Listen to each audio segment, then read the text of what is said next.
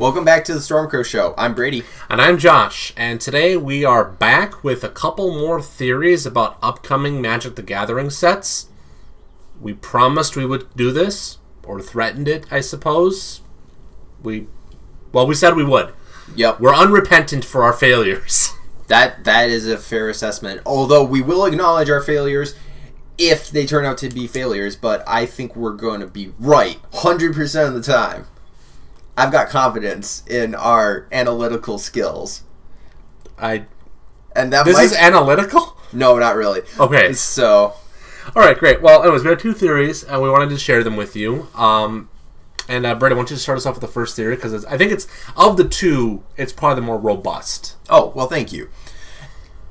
So, I am predicting that this fall, we are going to go back to Kamigawa, not Ravnica, like everybody else is predicting. Really? Yes.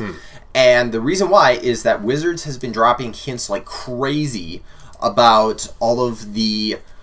Well, they've been hinting towards Kamigawa. So, jumping right in, I'm just going to list off a bunch of different points about what this is. Mm-hmm. So, the first one is that in Dominaria, we got a blue uncommon legendary creature called Tetsuko Umezawa Fugitive. Mm-hmm. Now, in the flavor text of that card, it references Tojiro Umezawa, who famously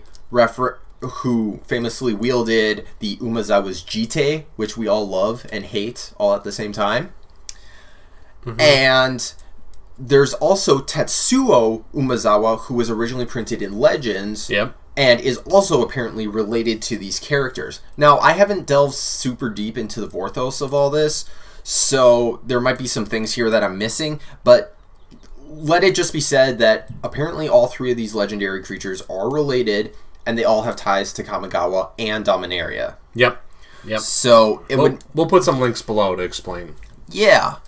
So the next thing I want to cover is the fact that Dominaria really focused on developing legendary sorceries and really emphasizing legendary everything. Mm-hmm.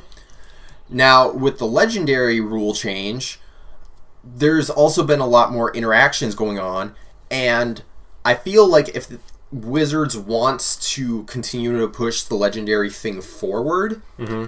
that they might do this by producing another set that heavily focuses on legendary mechanics. Sure. And besides Dominaria and the original Legend set, probably the closest block that we've gotten that focuses on legendary stuff is Kamigawa. Right. So it would make sense that they would want to go where they could obviously design and make the game flow together. Sure, that makes sense. So the next point is, as we've noted in previous videos, Wizards of the Coast loves to hint at the future by stuff that they've put into their pre-constructed decks. Now, in the Commander 2017 product, there was a 5-color dragon deck, which 2 of the dragons, Wazitora Nekoru Queen, mm-hmm. and Okagachi Vengeful Kami, forgive me if I'm totally mispronouncing these, but those 2 characters are both heavily tied to Kamigawa. Yep. In fact, Okagachi actually appears on, I think the card's called Final Judgment. It's like a 6-mana Wrath that exiles everything. We'll put up on the screen once we figure out which one it is. Yeah, so the fact is that they've been hinting at Kamigawa since the Commander decks, at least. Mm-hmm. The next point that I want to hit is the fact that we haven't been to the plane in a while. Yep. And ironically, we've actually run into Tamiyo twice, which she was originally from Kamigawa. Yep. And I just think that it would make sense from a storyline perspective that the Gatewatch might show up at Kamigawa and be like, hey, Tamiyo, help us take down Bolas or whatever it is that we're facing this week. Mm-hmm. And this week. Okay. Yeah, exactly. And the fact that Tamiyo hasn't been officially made part of the Gatewatch is kind of like, well, I mean, she helped stop Emrakul, but it seems like it's time for her to join the Gatewatch, and it would make sense that they would run into her on her home plane. Sure. I think it's also worth pointing out that, yes, there's points to Ravnica being kind of the final showdown between Bolas and the Gatewatch and other people. Yeah. But, I mean, we just watched Infinity Wars, by the way, in theaters. Great movie. That was a really intense movie. Okay, back to our show. But the point is that it was, 10 years for the MCU to go from Iron Man, the first Iron Man, to Infinity Wars Part 1? Yeah. Basically, this movie. Okay, so that's 10 years.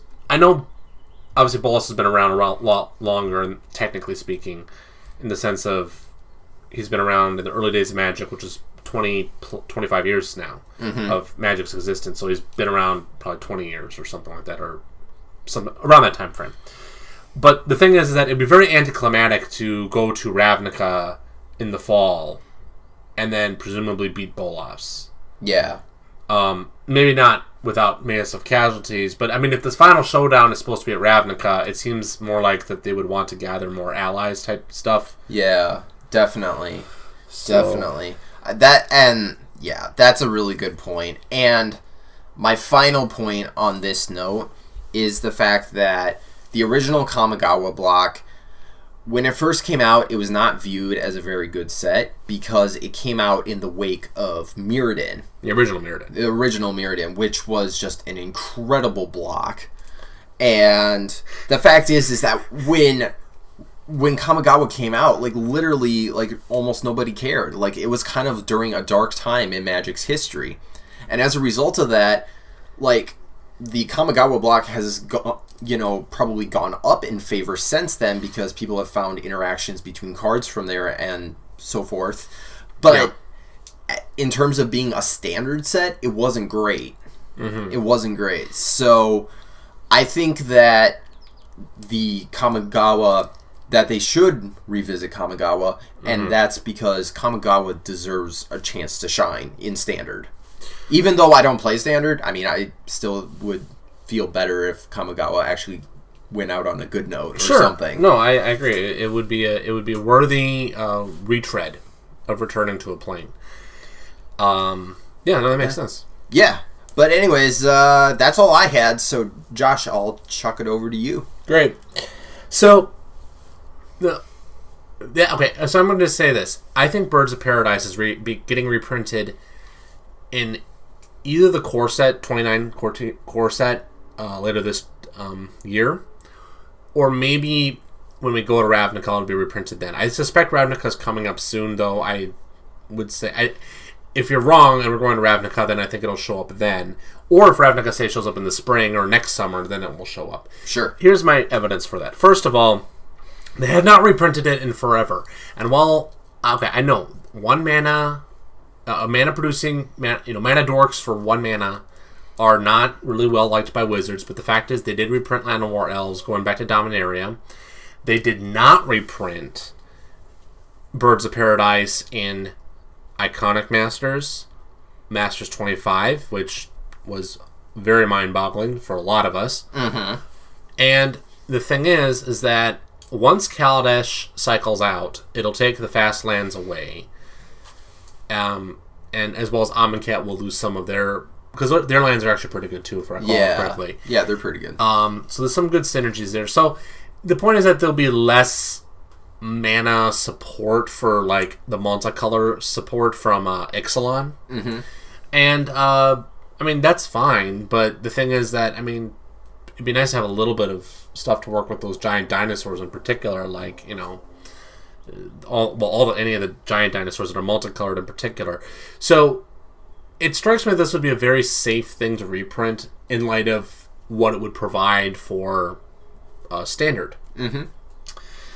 Or I'm just totally wrong. But basically that's the argument, is that it didn't show up in all these other sets that if they didn't want to reprint it in a standard set, they would show it up here, and they haven't.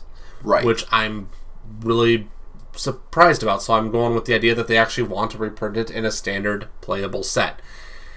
I'm guessing Core 2019. It's been there before. Obviously, it's also been in the original Ravnica, so that's why I was also hedging on if we go back to Ravnica. But either way, I would say they would want to provide some support for our Ixalan dinosaurs and stuff like that. And in either case, maybe it's a good card and safer card to reprint than maybe some other ones. Sure. Yeah, so that's all I have, but on that point, what do you guys think? I mean, do you think this makes sense? What are some flaws in our theories, which there's probably thousands? Like Wizards just doing their own thing and not caring. Yeah. I mean that ultimately could be what happens. So we find out when we go back to Homelands. Yeah. No. Actually, I think Homelands is technically a world. It's I don't know what it was. Yeah. My history doesn't go back that far. I'd have to look that up. That's fine. But yeah, hope you enjoyed this. Please like, share, and subscribe. Yeah, it really helps us out a ton. Cannot even begin to say how much it helps us out. So thank you very much. Mm-hmm. Absolutely. Well, I'm Josh. I'm Brady. And this has been the Storm Crow Show. Have a great day.